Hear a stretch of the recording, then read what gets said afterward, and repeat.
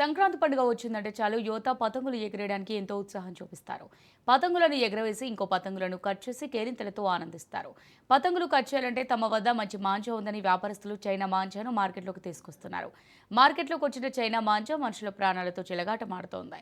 China manja ప్రాణాల మీదకి తెస్తోంది. నిషేధించిన విక్రయాలు కొనసాగుతుండటంతో ప్రాణాలు తీసేంత పని చేస్తోంది.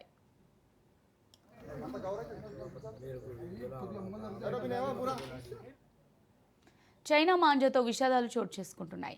గతంలో పలువురు ప్రాణాలు చైనా మాంజా తీసింది. సంక్రాంతికి చైనా మాంజాపై పోలీసులు నిషేధం విధించిన బ్లాక్ మార్కెట్లో అమ్ముతూ డబ్బులు సంపాదిస్తున్నారు వ్యాపారస్తులు.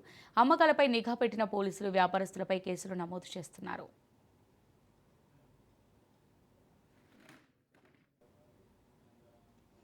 సంక్రాంతి పండుగ నెల రోజుల ముందు నుంచే చిన్నపిల్లలు ఎంతో సంతోషంగా పతంగులు ఎగరవేస్తుంటారు. పండుగ 3-4 రోజుల ముందు నుంచి యువత కూడా పతంగులు ఎగరవేయడానికి ఎంతో ఆసక్తి చూపిస్తారు. ఇక్కడే పతంగులు ఎగరవేయడంలో పోటీ పెరగడంతో చైనా మాంజాపై అందరూ ఆసక్తి చూపుతున్నారు. ఇదే అదునుగా చూసుకున్న వ్యాపారస్తులు చైనా మాంజాను రంగంలోకి దించారు. సింథటిక్ దారానికి గాజు ముక్కలు కలిపి చైనా మాంజాను తయారు చేయడం ఎంతో ప్రమాదకరమైనదిగా మారింది. పతంగులను ఎగరేయడానికి అయితే సరే, అదే మాంజా వాహనంపై వెళ్తున్న వారి మెడకు చుట్టుకుంటే మనిషికి ఉరివేసినట్లు ఉండి మనిషి చనిపోయే ప్రమాదం ఉంటుంది. ఇలా చైనా మాంజా వల్ల ఎంతోమంది తీవ్ర గాయాల పాలయ్యారు. కొంతమంది చైనా మాంజా వల్ల నష్టపోయిన వారు ఉన్నారు. తెగిపోయిన గాలిపటాలకు వచ్చే దారం వల్ల విద్యుత్ వైర్లపై పక్షులు ప్రాణాలను సైతం కోల్పోయాయి.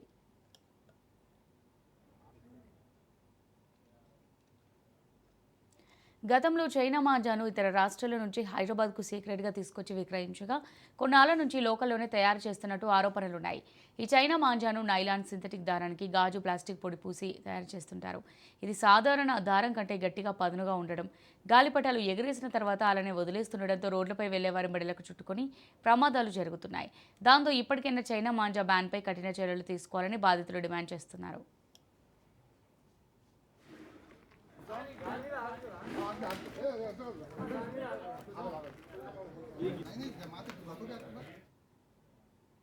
చైనా మాంజాపై దృష్టి కొనసాగించిన పోలీసులు స్పెషల్ రైడ్స్ నిర్వహిస్తున్నారు.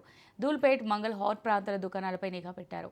కొన్ని షాపుల్లో చైనా మాంజా విక్రయిస్తున్నట్టు గుర్తించి కేసులు నమోదు చేస్తున్నారు. ప్రతి ఒక్కరూ చైనా మాంజాలకు దూరంగా ఉండి సాధారణ దారాలతో పతంగులు ఎగరేసుకోవాలని, సంక్రాంతి పండుగలకు అపశృతి చోటు చేసుకోకుండా ఉండే విధంగా చూసుకోవాలంటున్నారు. ఎవరైనా చైనా మాంజా అమ్ముతున్నట్టు సమాచారం ఉంటే వెంటనే స్థానిక పోలీసులకు సమాచారం ఇవ్వాలని కోరుతున్నారు.